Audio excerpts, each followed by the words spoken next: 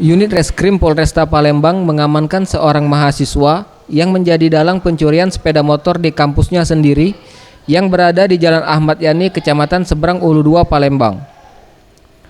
Petugas juga mengamankan ketiga temannya yang diduga terlibat, yaitu Suprianto alias Uncu, Agus, dan seorang pelajar berinisial PU yang ditangkap Sabtu lalu sekitar pukul 23 dini hari.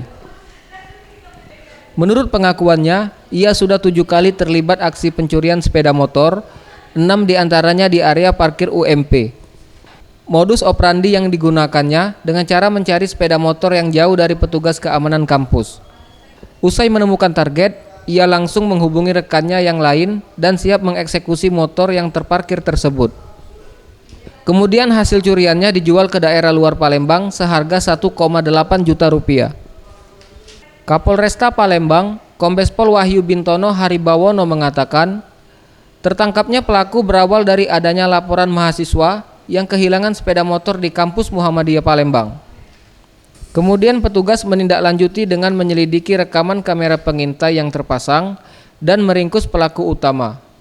Kemudian pihaknya melakukan pengembangan dan berhasil mengamankan 3 rekan lainnya. Pada hari Sabtu,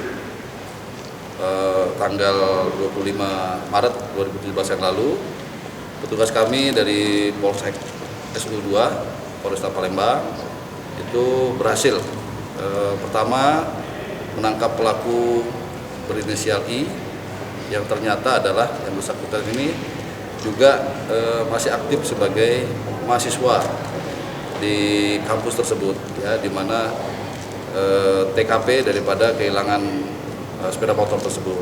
Kemudian dikembangkan dan menangkap 3 tersangka lainnya, ya, 3 tersangka lainnya.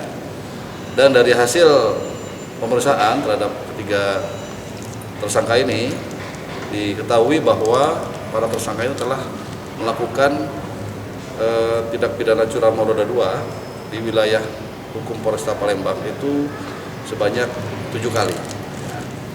6 diantaranya di dalam area perparkiran kampus Universitas Muhammadiyah Palembang. Selain tersangka, pihak kepolisian mengamankan 2 unit motor serta kunci T yang dipakai pelaku untuk beraksi. Akibat perbuatannya, para tersangka dijerat pasal 363 KUHP. Septiawan Rizky, Sriwijaya TV.